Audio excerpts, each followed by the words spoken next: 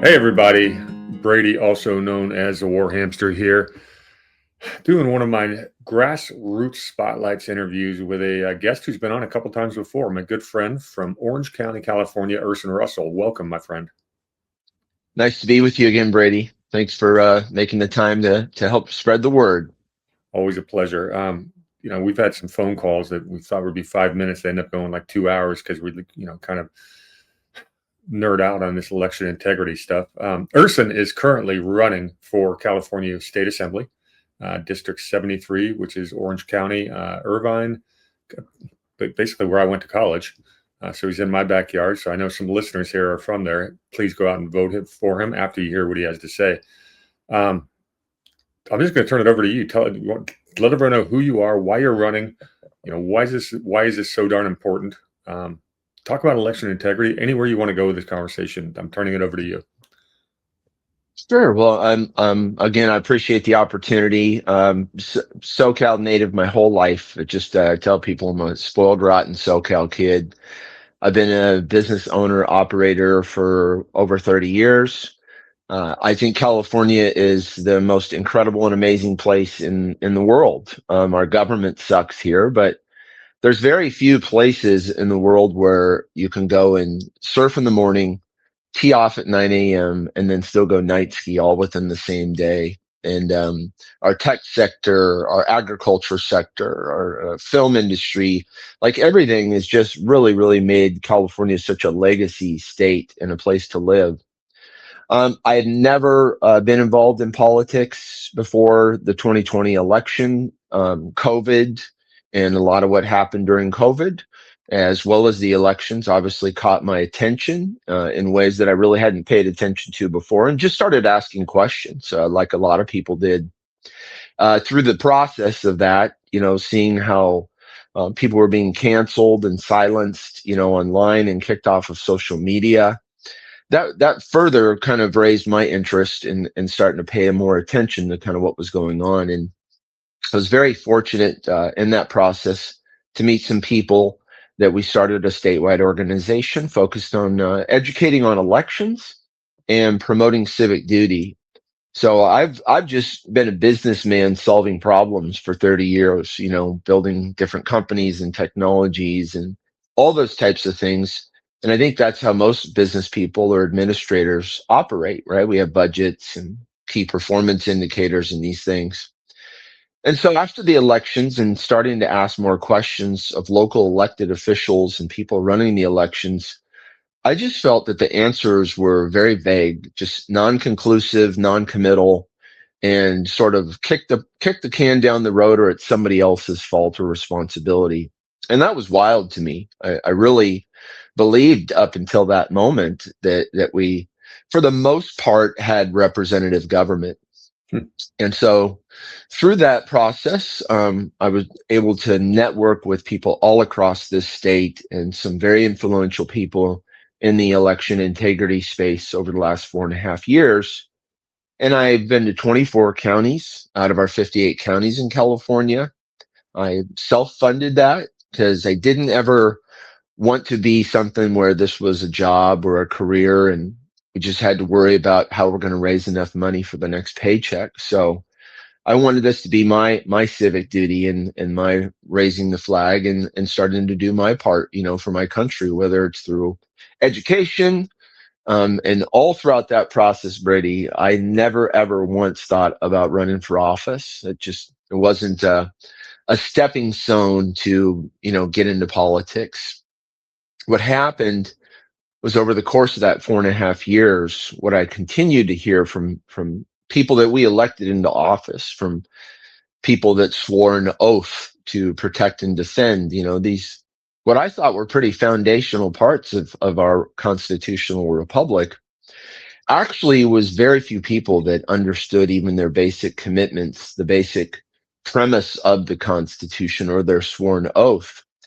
And so looking at that and seeing where we don't get a lot of problems solved, it seems that it's a lot of finger pointing and it's someone else's fault. And like I said earlier, we just kick the can down the road. So that started me down the process of even thinking about running for office, and opened up this opportunity for state assembly, one of the 80 state assembly members in California, and looking at really how government is supposed to be, right? What is its function in our lives?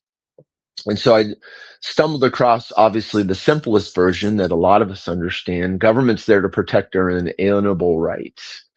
And what does that mean? What is unalienable, right? And where do our rights come from? And we need to understand as Americans, they come from simply being born in America. Whether you believe in God or not, we have this unalienable right to live our lives, to pursue prosperity, happiness, the liberty to travel, to have freedom of speech, freedom of religion, all of these core foundational principles that our founding fathers gave to us. And it's very simple, actually. It's very simple when people think about government as it's only there to serve. It's only there to answer, and it's only there to represent everyone. And so going and taking the Constitution class and going and walking through this path, I really started to realize how broken things were. And I started to think of the Constitution against other wholesome, say, um, institutions like family. In our families, if we don't have something like trust and love that builds out your family, it's going to get filled eventually with something else, whether that's abuse, addiction, infidelity, all these other types of things. And so I look at that in the framework of our government. If our government isn't filled with the constitutional principles, American values, based on those constitutional principles, then what's it getting filled with? Maybe it's my unique walk through life, my personal beliefs. Maybe I'm someone that's traveled the world and started businesses, and maybe I'm someone that's never left my own city and worked for a minimum wage job, right? We have all these different beliefs that really create our perception of the world, either through its opportunities or through its challenges and struggles. And so, if we're having politics pressure you once you're in office, and to say, hey, if you don't vote this way, we're not supporting you again for the next election. If outside lobbyists come in that are willing to do a small innocent favor that really doesn't affect the mass population, but influences your ability on how you're going to vote on certain legislation, then really the Constitution no longer is the foundation you're governing on, and it's filled with something else. The same way that would break down a family.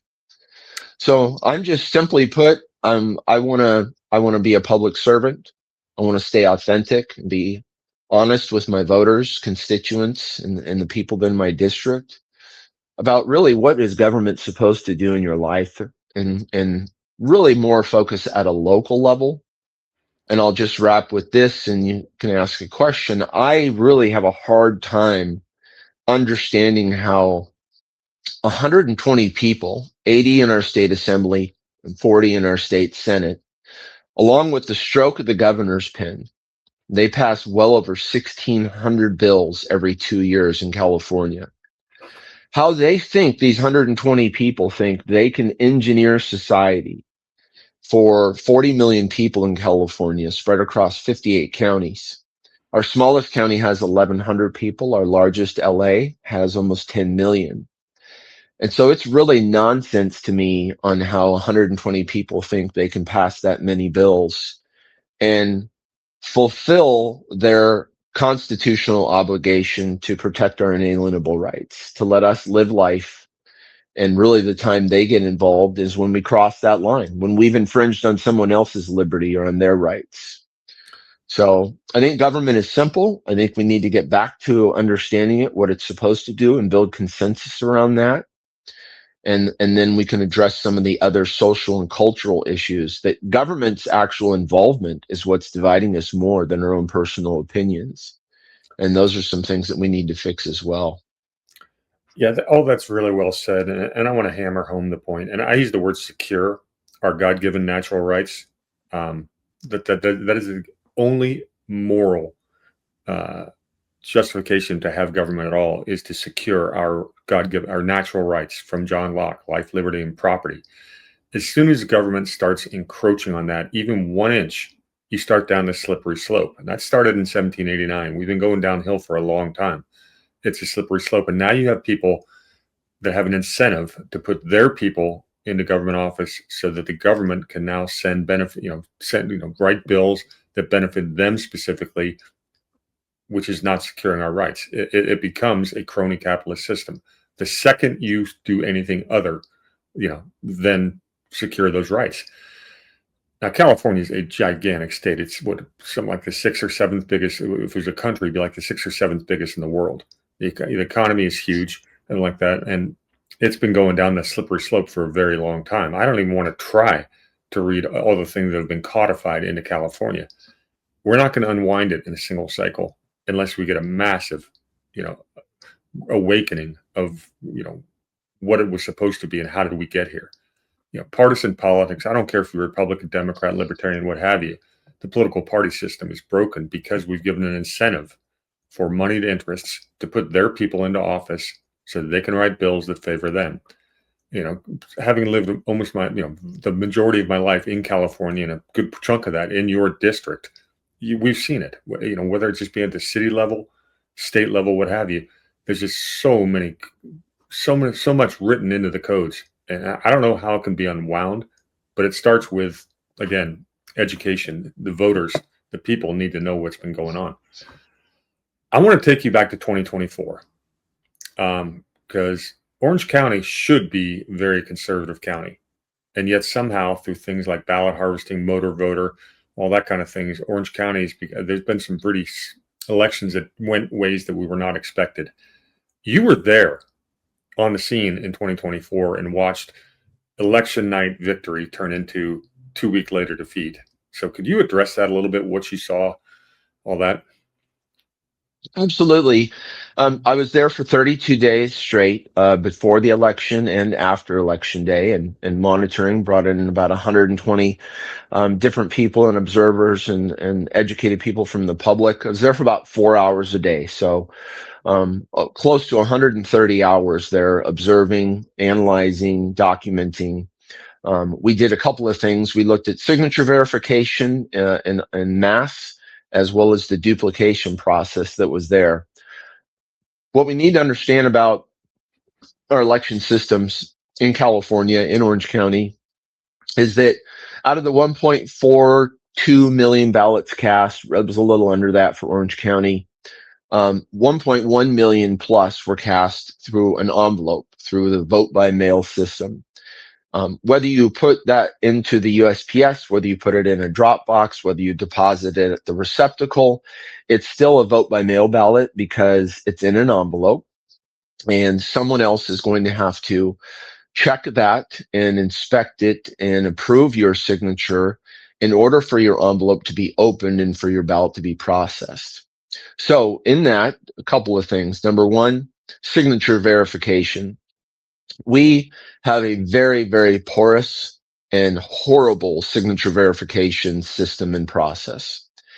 In the real world, we call them expert document examiners. Those are people that are called into court for embezzlement cases or other fraud cases.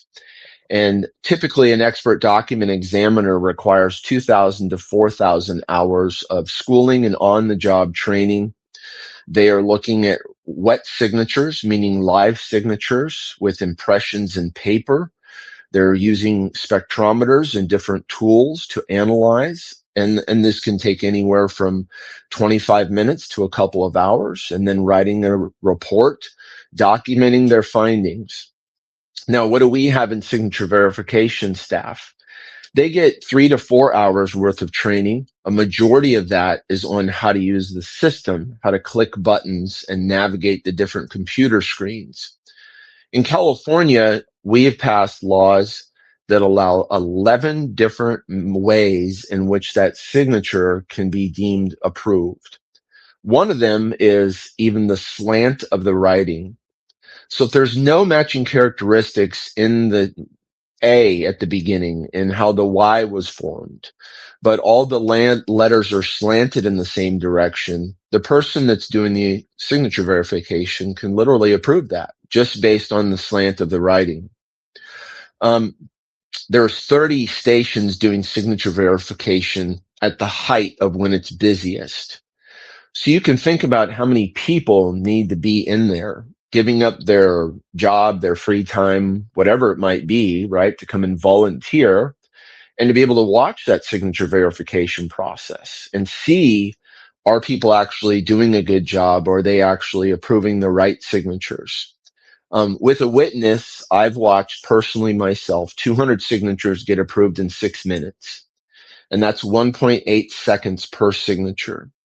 And the response from the manager who was overseeing it was, well, there's no law that says how long they have to take per signature. So here we compare 1.8 seconds in what we're doing in our elections to and 3 to 4 hours of training to the thousands of hours of training in the real world. And what does that prove and point? It proves this, that number one, there's not one signature verified by any one of these workers that would ever hold up in the scrutiny of court. They would immediately be disqualified as an expert document examiner, and their work would have no grounds or standing to actually be applied as factual or correct. So that's number one. Number two, when we have a system that allows that type of signature approval, when we have 30 stations going and you only have 5 people watching, all of these things just opens up opportunities. We've actually seen where a wife is signed for her husband, and the ballot has the wife's signature on the husband's ballot, and they approve it. And we challenge that. So it isn't even nefarious to point out. Like, I don't believe that the guy is sitting there and going, I'm just going to approve as many as I can and screw all these. No, it's just no one's watching it. The supervisor's not on the floor. They're not having any level of scrutiny or for accuracy or completeness. And so here you are, you're after election day. You've just been flooded with ballots. And they're going, let's get it done. Let's get it done. We still got 50,000 ballots, guys. Let's get it done. We got to process these. Come on, we got to get this done. And so the speed is more important than the accuracy in, say, that particular case. Duplicated ballots. So every ballot in any California election, based on state law, that was Assembly Bill 969 in 2022, has to be scanned through a tabulator scanner in order to be counted and tabulated. So if you get a ballot where someone put check marks or X's or happy faces or stars versus following the directions on the ballot that says fill out the box all the way completely, then those ballots cannot be scanned if they're not filled out properly. And they require someone to go and duplicate that ballot and take your ballot with your check marks or X's or stars and fill out a new ballot with your choices and filling out those boxes completely. And then there's also a verification process of that duplication work that's been done. So number one, just the amount of work that gets created just simply because we don't follow the instructions and fill out the ballot properly. But there's 10 duplication stations. And so we've caught mistakes at the quality control verification of the work that was been done previously. Again, not pointing to nefarious, just pointing to human nature, that when you're looking at tens and tens of thousands of boxes over weeks and weeks, degradation of the work quality happens. It doesn't matter if it's elections or making top plastic bags. That's just part of human nature. So in the duplication process, we out of 1.1 plus million vote by mail ballots, there were 75,000 ballots that had to be duplicated just so that they could be scanned into the tabulation machines. That's 17% or so of our ballots, right? That had to have a human go and duplicate and review, and another human review that person's work. So all of this is unnecessary from a practical sense, but is completely required because of the state law. Lastly, I'll point out in the duplication process, because this is publicly available, there is no name or identifying information on a ballot, all that information is on the envelope.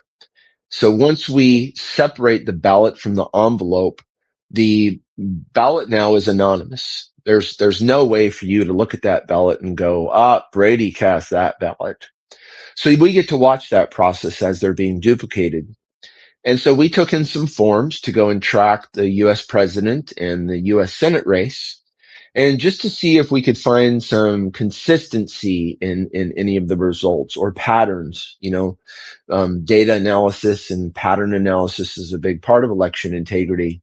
And what we found when we were watching most of the duplications, whether they were an error by the voter, whether they were someone remotely voting from home, what we found is for every 100 ballots that we tracked, there was a very randomness to it. This batch favored Kamala Harris and Senator Schiff. This batch favored President Trump and Steve Garvey.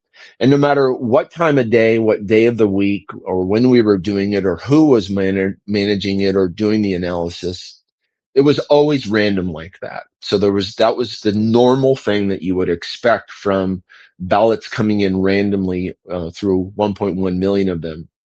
But then we looked at what we call UACAVA, and UACAVA is an acronym that stands for the Uniformed Overseas Civilian Absentee Voting Act.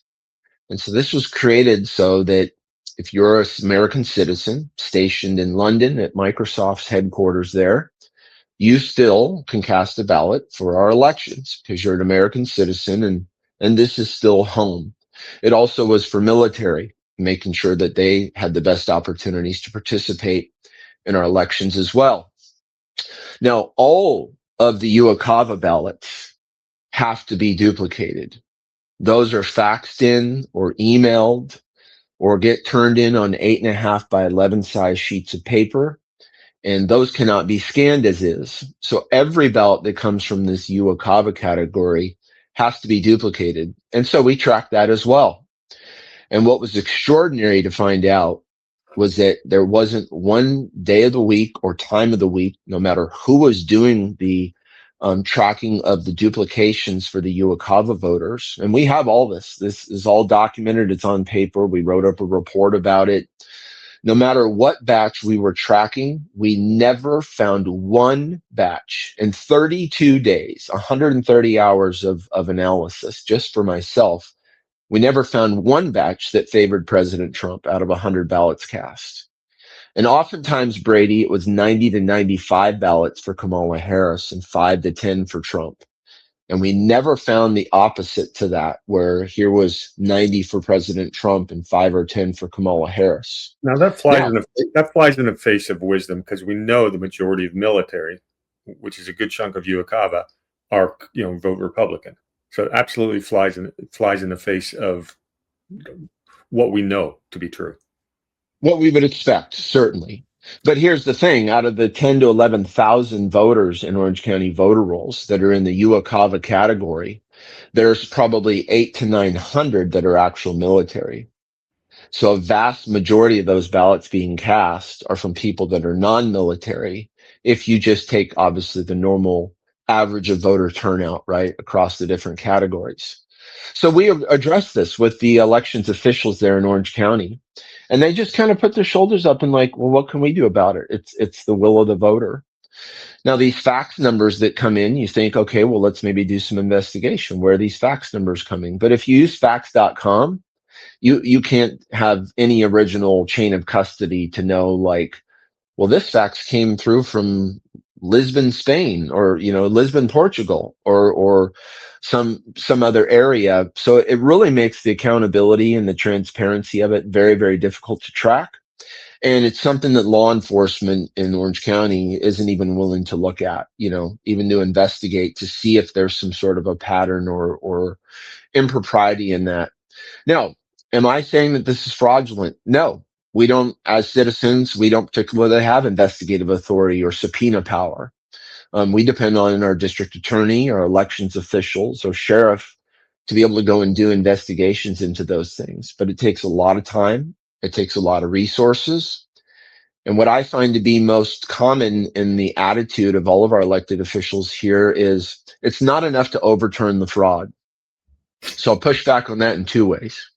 Number one, it may not be enough fraud to overturn a presidential election or a U.S. Senate election. In California in 2020, in the city of Compton, was the closest race that we've had in modern times. There was a city council race. It was won by one vote by the person that won. And when we have really close elections, we typically will do an audit and go back through those. And a precinct judge found that four of those ballots actually belonged to a different district. So here's a city council race that was won by one vote and then lost by three. I have a city council race in Costa Mesa in 2024 that was won by 82 votes. So we have very, very close and tight elections at the local level. And just a handful of ballots in the wrong precinct or from ineligible voters can absolutely affect the outcome of the election. So that's point number one. Point number two, our Constitution guarantees Californians that we have a right to have our ballot counted.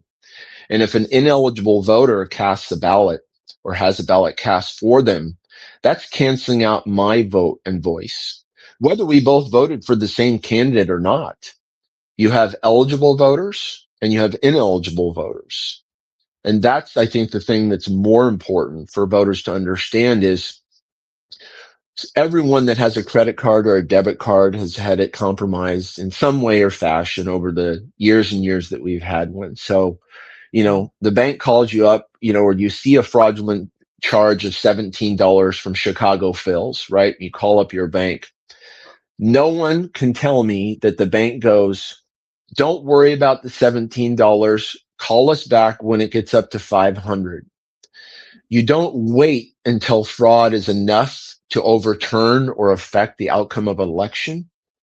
You are looking diligently every avenue and every opportunity to scrutinize that with complete confidence to the voters that you've done everything at the extension of your powers.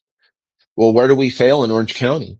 We have 120 plus voter drop boxes where anyone 24/7 can put their ballots into those drop boxes. There's no cameras on those drop boxes. But the county says, no, there's cameras on those drop boxes. Great. How much of the video footage have you sequestered or asked for? Well, none. Well, why? Well, why would we ask for the video footage?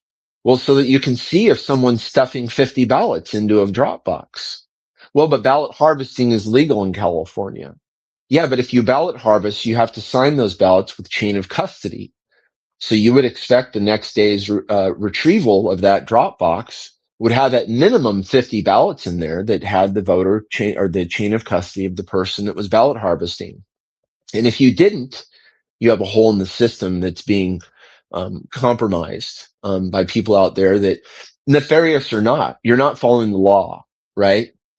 And so all of these things are important and they're all tied together. And if the attitude of our elected officials is, well, we'll wait until there's enough fraud to overturn an election, the consequence of that is immeasurable, Brady.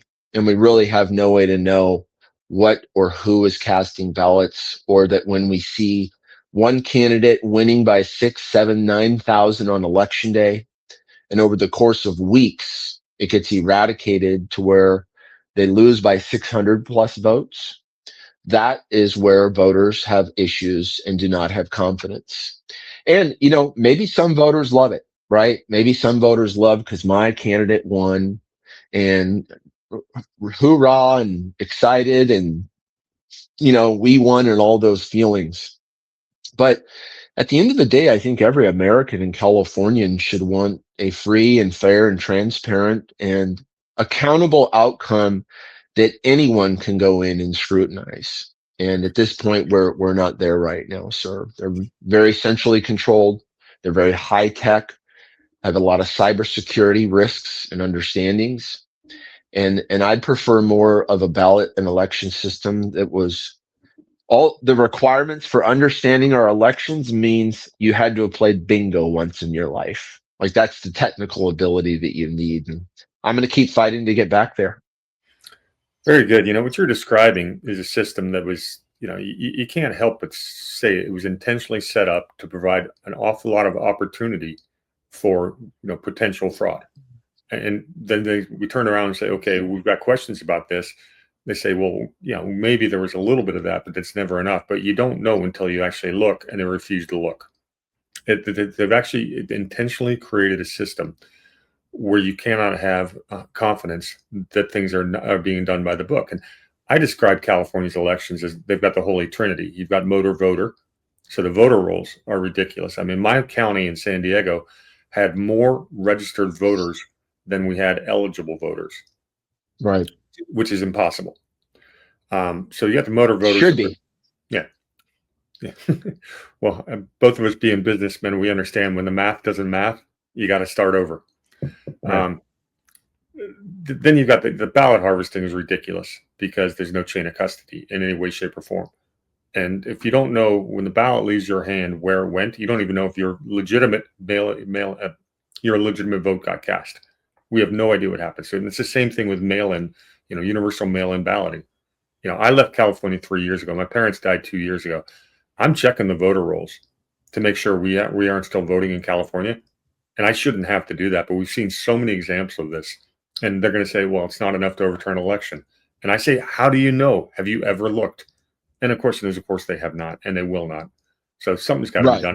I don't know if it's a Save America Act, what have you. There's got to be something to be done. And that's why, it's one of the reasons you're running for state assembly, even though you're going to be in a minority as a Republican when you win.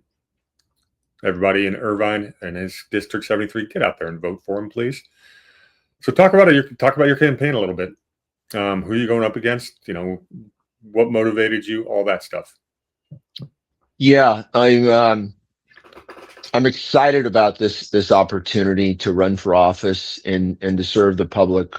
500,000 constituents, 270,000 voters that I have in this district. I'm running against a lady named Kati Petrie-Norris. She is serving her 4th term. She'll be running for her 5th term in office. We can serve a max of 12 years in the legislature here in California. So she could serve for a max of 6 terms if she were successful in November. She's the chairwoman for the Energy Committee right now for the state assembly side. So I would ask voters out there in Assembly District 73 or even across California, really how are we doing on energy, right? Cost of gas. We're talking about banning gas stoves and all of these other just nonsense policies. And if you analyze really what Kati has done from a legislative perspective or bills that she supported, it's not stuff that solves problems, Brady. Everything is really seems to be about kick the can down the road. Well, we're going to create this review group, this study group, this whatever, and we're going to analyze it and talk about it. But we're never actually going to do anything, and then we'll find someone else to blame when it wasn't successful, so we can get elected back into office. And that kind of seems to be the cycle that's there. I've been looking at this from a standpoint of I'm a registered Republican. I'm a registered Republican, number one, because it allows me to have a certain ballot during the presidential primary. I get to pick the local party leadership, and we have a closed primary system here in California in particular. So if I want to vote for a Republican presidential candidate, hopeful, then I have to be a registered Republican in order to get that ballot here. Republican and being a registered Republican in no way, shape, or form defines me as Urson Russell or as an American. What does define me is understanding what government's role is supposed to be in our lives. And it's real simple. I mean, it's government is very, very basic and simple. It's there to protect our inalienable rights, as we mentioned earlier. And how does it do that? That's, I think, where we've gotten far off track from. Government needs to be involved in our social and cultural issues in the name of equity. Government needs to be involved in our healthcare issues. Government needs to be involved in what vehicle you drive, or what kind of energy that you're going to use. And all of these things are nonsense. Why are they nonsense? Because someone living in Alpine County with 1,100 people in a super remote county in California has nothing in common with how people live in downtown Los Angeles. Nothing. I mean, for most of the people in Alpine County, it's a couple of hours, right, to get to like a significant like store or market. Where in downtown LA, every corner has a gas station, an ATM, a bank, or a coffee shop or a convenience store, right? Almost everywhere that they live. So, And a homeless encampment. yes, yeah. And so I look at that from what is government's role supposed to be? And city government's different than Sacramento. So I'll touch lightly on that. City government's supposed to focus on critical infrastructure, right? So we see how that's degrading in LA. And it has been for decades. They've done nothing about it. And now they're paying the consequence. Pipes bursting. Pipe just burst in my community in Costa Mesa in the last 30 days. um, Electrical infrastructure and all of those things. The lights turn on, right? The power's working. I just had a blackout, brownout, short-term brownout last night in my house and around my community. That's critical infrastructure. Number two, public safety, right? First responders, law enforcement, empowering them, keeping their equipment up to date, ensuring that we're attracting the best of the best. So why not strive for number one in the whole state of California, right? That attracts the best of the best people because of how we take care of our first responders. Parents' rights, always putting parents first and foremost. And when the state passes egregious laws that says, teachers, you need to lie to parents about certain aspects of their children, the city needs to stand up and go, it ain't happening here. Sorry, you're going to need to send in the National Guard if you think we're going to allow a teacher to lie to a parent, right? Like, put down the heavy pharmaceuticals or whatever you guys are on in Sacramento. It's not happening here. So that's your city government. That's your school board. It's supposed to be looking out for you, for your best interests, and taking a stand within the jurisdiction of the incorporated city. So what's Sacramento's role supposed to be? Sacramento's only role is supposed to go, city, what can we do with our vast resources, our extended network way beyond your county, to help you serve your local public best, easiest, low regulations for businesses, so that you and your community can better create a robust business environment. Why? Well, number one, that creates business tax revenue. That lightens the burden on the individual tax revenue that's needed to run the city or accomplish the city or county's goals. Number two, if I've got really good jobs locally, well, then I need to drive 10 minutes for a good job instead of an hour across town or across the county. These are common sense principles that really fall flat on the failures of really what government has been doing. And so we'll touch on homelessness that you mentioned earlier. Most people in California don't know there's 536 organizations the last time I checked, non-governmental organizations, what we call NGOs. In California, they have close to about 12,000 employees that they've hired, that they're paying them a salary. And we've industrialized homelessness. What does that mean?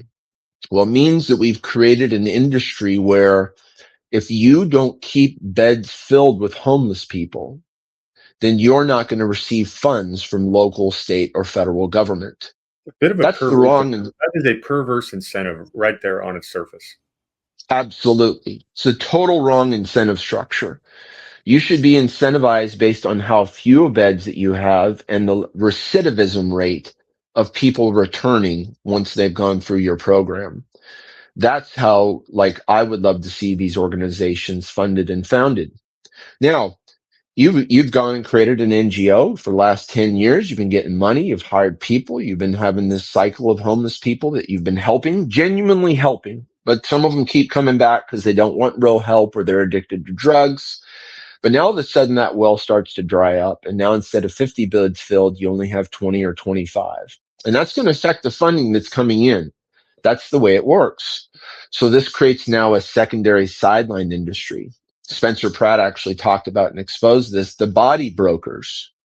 So now people are being incentivized to go find homeless people in Arizona to bring back here to be homeless in California to keep the bed count high so you can keep getting the money coming in. That That would will be human. never work. That would be human trafficking, my friend. Correct. Call it what it is. You're bringing bodies But across the border for a profit. right. That is Now, human to be trafficking. clear, the NGO that's doing homeless, I'm not saying that they're the ones creating the body broker industry. Someone out there sees a deficiency in the amount of beds filled and goes, oh, well, if we went and did this, we can keep both of these things going. And now we create these separate parallel industries that are both feeding themselves. So that's really how government is failing so dynamically. So how can that be actual? How can we reduce homelessness in the best method in your community? And remember, if a politician ever tells you that they're going to solve homelessness, they're lying to you. There is no solving it. There's reducing it or making it worse. At some point in your community, someone's going to fall to addiction, going to fall into hard times, make some mistakes. And the question is whether your community gives a handout program that keeps these people in squalor, or a hand up program that brings them into that with they have responsibility in their solution as well. And we're willing to be a vehicle and a conduit and a support system for them to achieve that. That's really what government should be focused on, is kicking the NGOs out of their city and telling their police department, listen, when you see someone out on our streets, right, that's on the corner, right, that's blasted out of their mind on fentanyl or whatever it is, you give them two choices. One, we're going to pay for both of them, but it's going to be jail or rehab. And 30 days from now, once you're sober, then we're going to have a conversation about your part in recovery, and that we're here to help support you with a hand up, but you're going to have a part in that as well. And that is the type of system that actually would go and reduce homelessness, would recover people from completely addicted. Just, that's not compassion, Brady. It's not compassion to give people more drugs and needles that are already so addicted beyond the ability to have a rational thought about how to best serve themselves or help themselves. So we don't need 536 NGOs getting Monday, deciding where and who and how and picking winners and losers, or keeping that keeping that engine running, right, without getting more and more and more of our tax dollars. So that's the common sense stuff I want to introduce into not only Sacramento, but into local government, and to try and kind of get back to the basics of what we're supposed to be doing. It's problematic. For as efficiently as possible. Yeah. It's frustrating with guys like you and I who spent decades in Southern California, which was so beautiful, and to see how much it's turned. I haven't been to Los Angeles. Last time I was in Los Angeles was for a business meeting in 2021, and I made a wrong turn, and I did not think I was in America anymore. It was just literally a block away from a nice posh downtown LA hotel was this homeless encampment, and just looking at the looks on the people's faces, it is inhumane what we have done to a good chunk of our population. And the fact that it's being done for monetary purposes, and now all these NGO employees and all the money center and stuff like that, they have an incentive to continue to put politicians in power that are going to further these policies. And in the case of California, this is the Democrat Party. And I'm no fan of California's GOP in any way, shape, or form. We know that they've got their own set of issues, but right now you've got a supermajority in Sacramento, with a D next to their name. And not only are they not fixing the problems, they're extending them and making them worse. Sure. And at some point in time, California is going to run out of money. Well, it's out. I mean, despite the budget tricks that they play or whatever, I mean, our budget has over doubled in the last 10 years. Florida's budget has gone down 4 times consecutively in the last 4 budgets every 2 years. In 26th election coming up, we have a proposition to once again fight and preserve Prop 13 that protects people and their property tax protections that we fought so hard for in California. Florida, their state legislature passed a constitutional amendment that their voters will vote on this November to phase out property taxes across the whole entire state. 2 completely polar opposites of governance. And it's just wild to see, like, I don't think it is really in California, an inability, or unqualifications. I really think it's at the point of nefarious intentions now, because there's only so much, right? Like the high speed fail, between 10 and 20 billion dollars, whatever the real number is, it's unimportant. We were told it would cost us 9 billion as taxpayers, and the rest would be paid by bonds that eventually would be paid by the tickets and so forth from the train. It's supposed to be completed in 2020. They haven't even laid 1 mile of track. Now, anyone with common sense in their personal life, that you hired someone to come and build a pool in your backyard, and it was going to cost you $30,000, and they never even cleared the ground and dug one hole, and came back and said, sorry, everything got tied up in our engineering and submitting for permits and everything, and we're going to need now $150,000 to even break ground and start to dig the first hole. You'd think they were insane. But this is who we've got in California that's decided, no, we missed that mark so badly. Now we're going to double down on that to the tune of, Gavin Newsom tells you 140 billion. The independent analysis says it could be 230 billion. Math doesn't lie, Brady. So just get out your calculator. Just look at how many total capacity passengers that they had planned for once this thing was all up and running and completely, full capacity, and the average ticket price of 100 or 150 or whatever that is, and just do the math. And lo and behold, at full capacity, it wouldn't even be paid for by 2075 without one maintenance, without one additional cost or one additional charge involved in that. So it'll actually never pay for itself. But the government didn't tell us that, did they?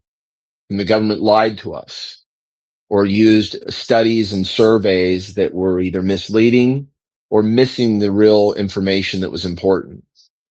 Yeah, that should How be many Californians could you just give free airline tickets to round trip from LA to San Francisco? When they needed to go there, right? For hundreds of billions of dollars that actually will never ever achieve building the track in the way that maybe other countries and things have. Yeah, to investigate that would be, you always follow the money. These consultants got paid a ridiculous amount of money to do absolutely nothing but produce reports that said we need to do another report. And it's it's the giant public-private circle jerk. It's what I call that. And that is the problem with government getting involved in issues they never should have been involved in the first place. If there was a need for a railroad from Los Angeles to San Francisco, entrepreneurs would have pooled their money together and say, look, we'll make this profitable. Government, can you please grant us the right of way? Bingo. Best example of that in history was a transcontinental railroad. I'm not going to get into the causes of the Civil War with you today because that's a totally different show. But at the end of the day, cities and towns would take bribes, or they would bribe the railroad officials because we want the railroad going through our town. So it zigzags through part of the Midwest. Eventually gets built. Took twice as long as it was supposed to. Cost a lot more. At the same time, there was the Northern Transcontinental Railroad that was almost as long, going from basically Minneapolis to Seattle. It was built privately, was done at half the cost, and took half the time. Private, and if there's a need for some kind of public transit, and it's the same way with highways. You're right there in Orange County where the 73 is a toll road. And it's great if you want to avoid I-5 traffic, something like that. Does it pay for itself? Eventually, but that was actually done with partly private funds. Irvine Corporation, different conversation. At the end of the day, government had no business being involved in the railroad building process in the first place. So there's got to be a grift going on. And, who's going to investigate it? Well, it's not a federal issue. So the FBI is not going to come in and do anything if they wanted to. So who's actually going to investigate Sacramento and where all that money went? We need people like Urson, in Sacramento to start asking those questions. Well, and long term, so let's flip the script, right? Let's say that there out of 80 state assembly members, there is 60 Republicans. Out of 40 state senators, there's 30 Republicans. Every executive position is a registered Republican. They're passing 1,600 bills every 2 years still. I'm not okay with that, Brady. I'm not okay with that just because the whole supermajority flipped. Sacramento needs to be downsized, just like the federal government needs to be downsized. Your community, local community, should be deciding what housing mix that you want for your community. Do you want to build more around transportation corridors? Do you want to look more like downtown LA with big high rise buildings? Is single family homes and property ownership more important to you? Well, why would that be important? Well, because when you rent, you don't really have ownership in the community. When you own a home, you do. You have a very intentional interest in how that community develops. Well, Costa Mesa is only 40% owners and 60% renters. So when you have that high of a transient community moving through the city, it's hard to build kind of this community consensus really about what is Costa Mesa supposed to stand for. And why aren't the elected officials in Costa Mesa pushing back on Sacramento? Why aren't they going to the state assembly member rep or the state senator rep and going, look at this housing element was created back in the 60s and finalized in the 80s. And since Gavin Newsom's been in office, now it's actually become impunitive, right? It's now you're forcing lawsuits. You're using our own constituents' tax dollars of Costa Mesa through Sacramento, hiring your gangles of attorneys to now sue our city and forcing our constituents to use their own tax dollars again to hire attorneys to defend ourselves in court over this lawfare of you deciding how we're going to build houses and what that housing element looks like in our city. But then you have the audacity to point a finger at anyone using the term authoritarian when your own actions are exactly that. I mean, trying to influence that will, right, down on the individual and local communities. So that's where Sacramento has failed, and I don't want them to have the power that they've got. I want your city to be telling Sacramento what bills that we need to pass, and them representing you. And if they tell Sacramento to pass bad bills, then you've just gotta get rid of the people at your local elected office, which is much easier, smaller races, harder to cheat, and we can recall those people. So that's really where I want your power to be in your school boards, your city councils, and then them directing and dictating what the county policy, what the state policy should be. It's a much more healthy balance of government because then you actually have people truly representing you at a local level. Yeah, act local, think local. Yeah, and cost of living in California, forget the taxes, just the cost of housing is off the charts, and it's a absolutely a deliberate supply and demand issue. You can't get permits to buy, and California's a huge state with huge areas that's completely empty, undeveloped, and they Mm. won't let you touch it. So it's done intentional. The whole supply demand matrix has been done there. They were trying to in North County, San Diego, where I lived. They were trying to zone a bunch of what's the term they use?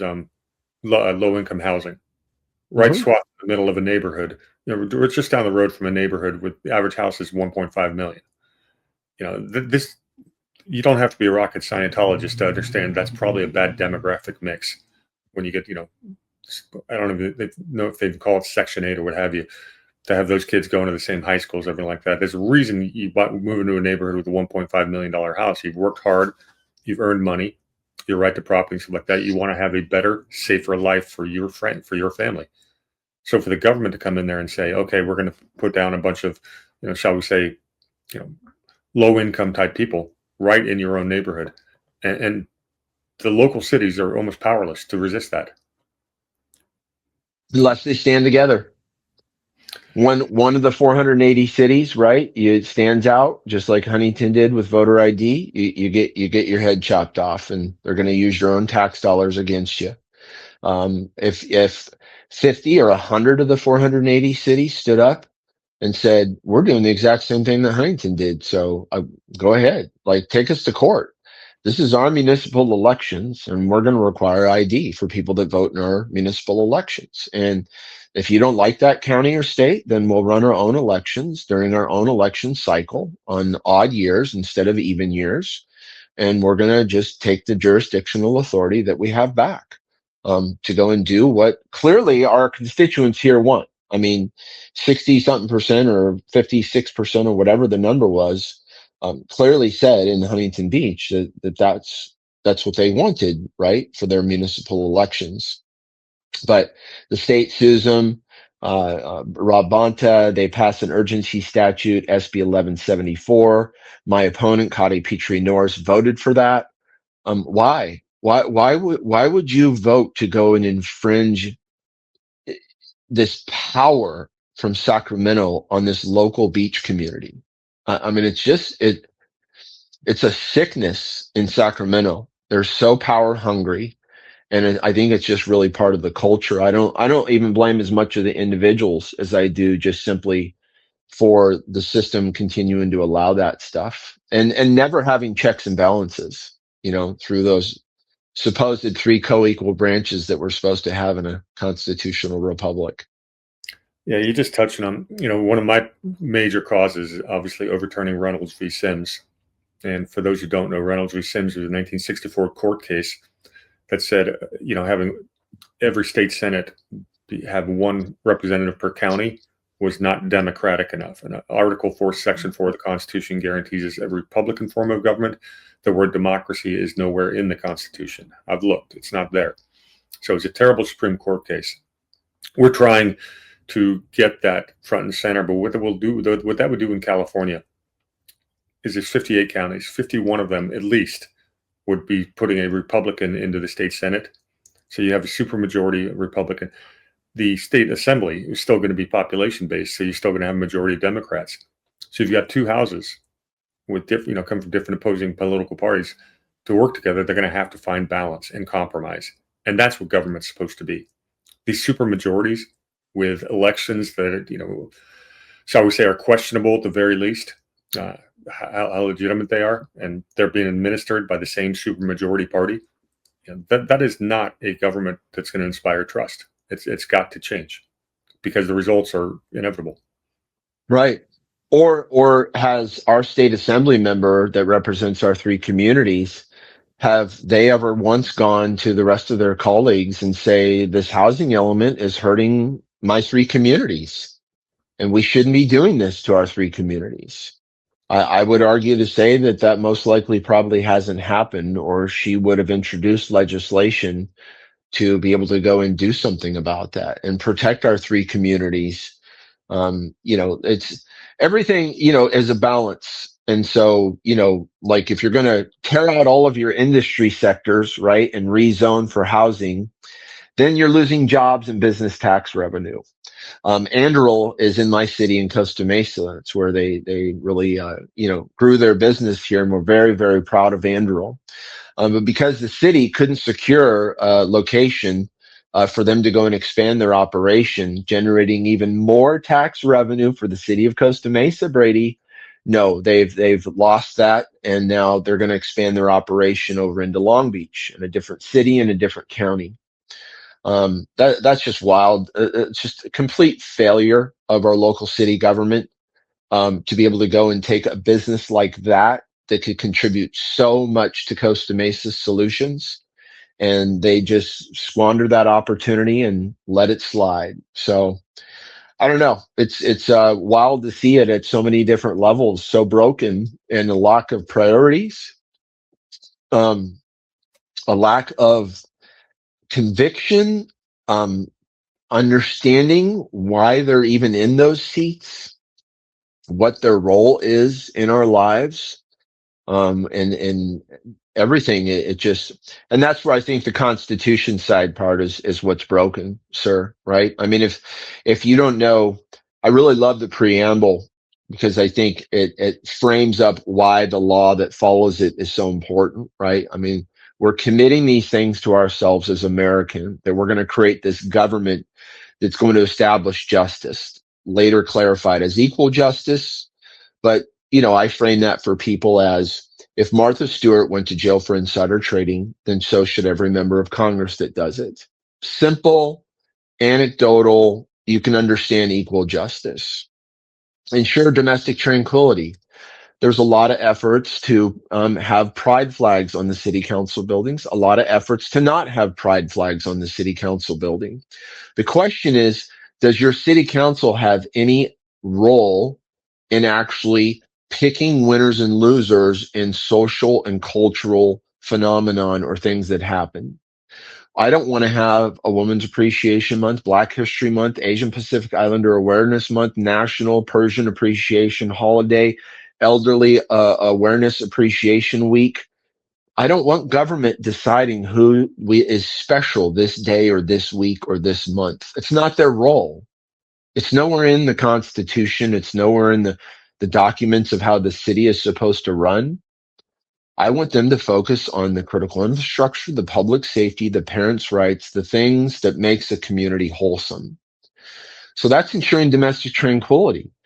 Businesses that might sue each other. Can the city come in and help find common ground and save you from having to go to court? A fence line between two neighbors. Can the city come in and help negotiate and mediate and find common ground in ways that we don't walk away pissed off over lawsuits, but we find common ground in our community that everyone's got to give a little, and can we help foster that? Third is providing for the common defense. I mean, if we can't have a public park in my city where a single mom with her two kids can walk to the park and feel completely safe from being attacked or mobbed or in any way, shape, or form in her own community, then the government's failed. It's not almost good government. It's government's failed because that priority wasn't put front and center. Promoting the general welfare. I think a lot of that comes from the business side of things. Costa Mesa, our record for Costa Mesa is a little eatery here. 7 years to get a license to do business in Costa Mesa. 7 years. What Costa Mesa's policy should be is you walk in today to get a business license, you walk out the same day with one. And then we're going to go and find those 3 agencies like the food health department or whatever it might be. We're going to come and facilitate those meetings for you. And the inspectors, we're going to push the inspectors. Let's go, let's go, let's go. No, we can't have this inspection in 3 weeks. We need it in 3 days. Now, why? Why would a city ever go and do that? Because there's nothing more exciting to a city if we had good government culture than saying, we love businesses coming into our city and community. It gives our community great jobs. It contributes more to our tax revenue goals, lightening that burden. And we're going to do everything in our power to make sure that we treat you like a king when you walk through those doors. A local pizza shop just had a DUI driver hit it and, destroy the side of the building in the middle of the night. No one was harmed, thankfully. Only been in business for a couple of years, and all of us in business know for the first 5 years, there's very little wiggle room for big mistakes.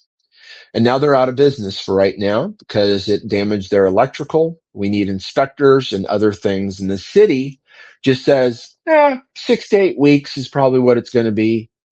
Where the city should have been going, inspector, we need you down there before the end of this week. And Mr. and Mrs. Business Owner, here's 6 or 7 contractors that we partner with that are willing to go and give you a much better deal to come in and recover and recuperate and get back up in business so that you can be generating revenue. 2 months without generating revenue, Brady, for most small businesses in the first 5 years of business, that's a deal killer. You're out of business at that point. And so we, as people running for office, are trying to do some creative solutions that we can maybe pre-sell some tickets and some things to an event, and that when they are opened up, that people can then go in and redeem them and other things. But that's the community, right? And individual candidates running for office. That's not the city trying to get a business back up and running. So it's just The priorities and the way the city really fails in that aspect from really, promoting the general welfare. And then the last one, government's role, securing the blessings of liberty to ourselves and our posterity. This one's really, I think, missing so greatly. As Americans, we need to learn again what it means to be an American. I don't care if you're a Republican, Democrat, liberal, conservative. If you're a person with basic good moral character, I, as your fellow American, I want what's best for you. I want you to live that life as freely as you'd like, be as successful as you like. I mean, all those things. And I think us caring about our neighbors despite our differences is really a part of the American fabric that's greatly been destroyed.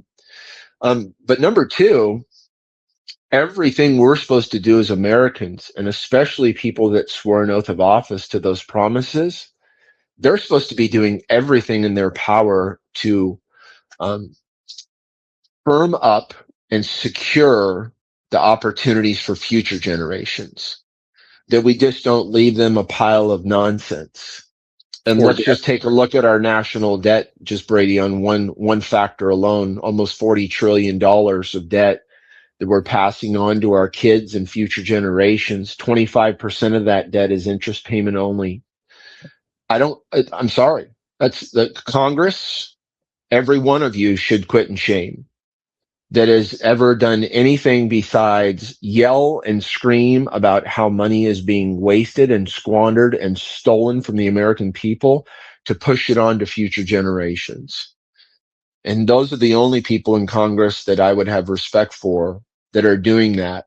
And despite party, despite political influence, despite lobbyists, whatever it is, yelling and screaming and going, this is unsustainable and this is broken, and we need to make better choices to elect people into office who can actually fix problems. So, It's funny. Urson and I first met about 4 or 5 years ago, and he had a lot of pretty good American instincts. But his knowledge of the Constitution in the last few years, it's you've done a great job of improving your knowledge base and speaking points. It's thanks. actually pretty good. So, Urson, let's talk about the campaign. How's it going? Can people help you out? What's the strategy here? Are we door knocking? Um, Let us know what's going on. It's you've said it's your first time running for office, so let's talk about this whole experience. Yeah, I'm really excited about it. Everything that's been happening, Brady. Primary, I took 40% of the vote. So for a first time candidate running against a 4-time incumbent, very, very excited about that outcome. Connecting with the younger voters, I feel those are our best chance to change things in the future. Especially if we want to kind of thwart some of the messaging that's coming out about all the free stuff and those things. Irvine is my largest and toughest city of the district. It's Irvine, has UCI, has very high Asian population concentrations and some Persian concentration communities and things. And so I've been doing a really good job of trying to connect with each of them and just talk about the simple and basics of good governance, not conservative beliefs or liberal beliefs or any of those things, but really more on how does government best serve you in the community. Again, trying to find consensus. I've got a lot of great volunteers and always can use more. If you're someone that can make phone calls, could willing to knock on doors, or willing to put 5, 6 of your friends together for some pizza or some coffee, being able to go out and do postcards to get that information out, knock on doors or hang flyers, all of those things contribute towards the momentum of having a successful campaign. Fundraising is probably one of the most difficult areas. Number one, for a first-time candidate, you just don't have much of a track record in things.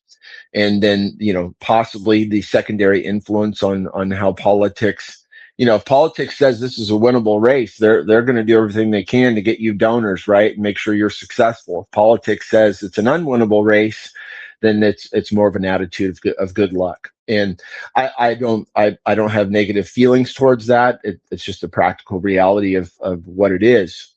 So between now and November, as many events as I can do. I'm going to be doing some tables at UCI that will be out there to engage the younger voters.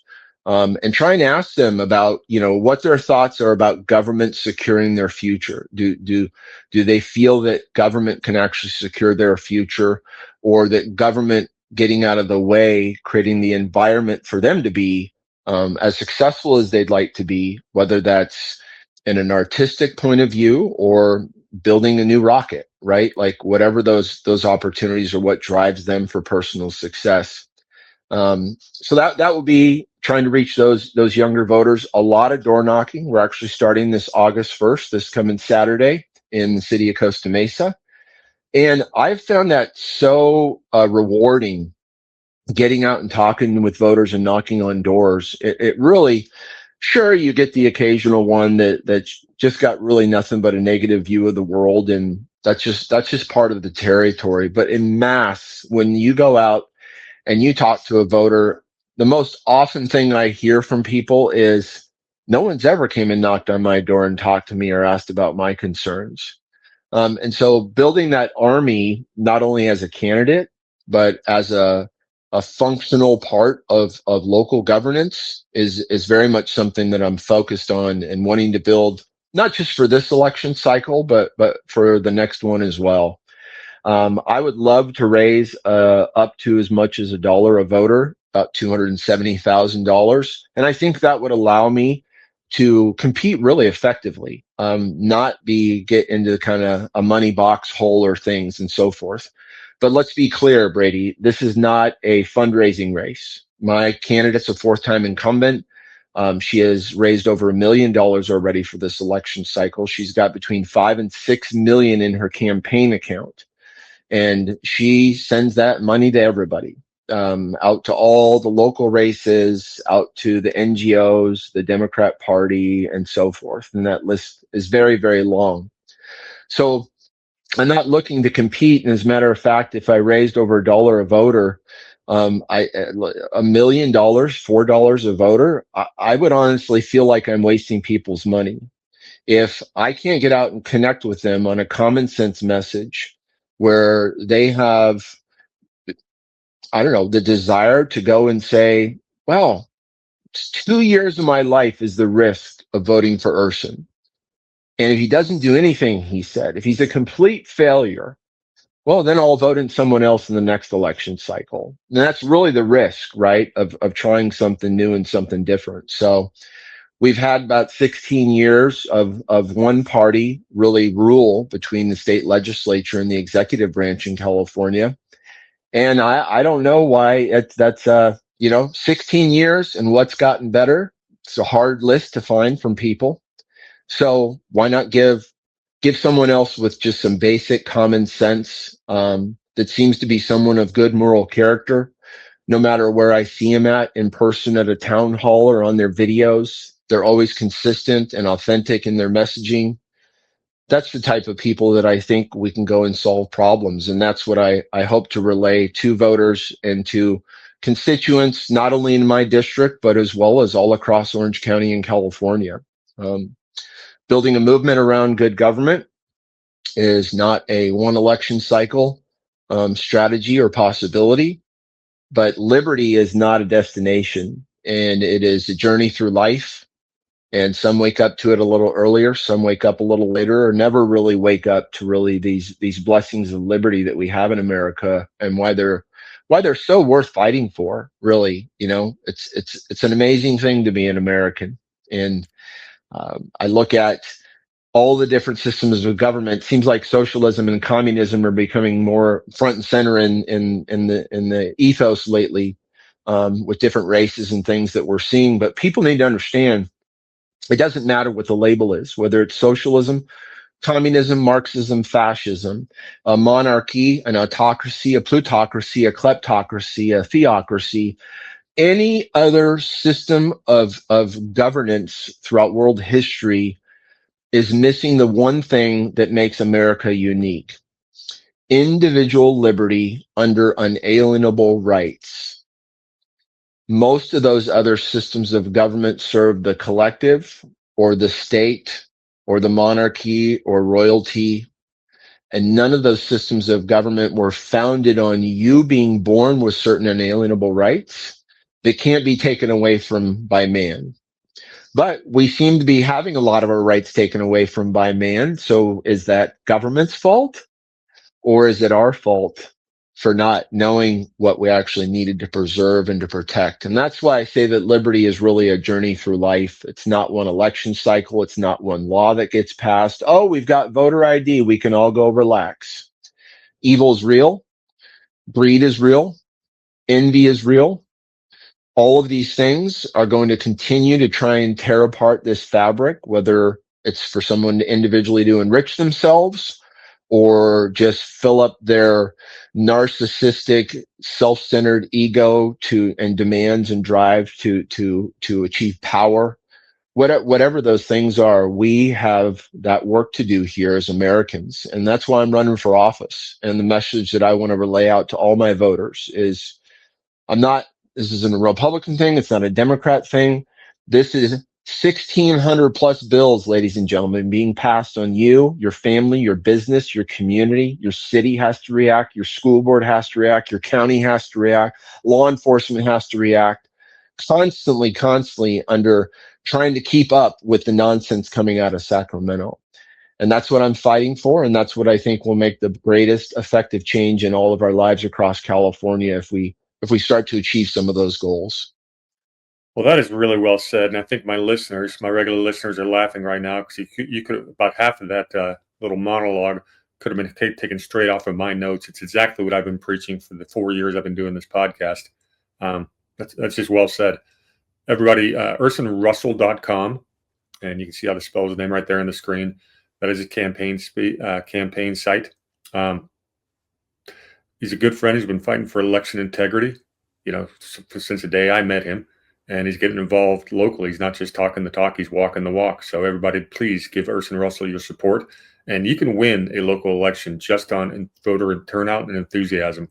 So it's the reason I had him on here.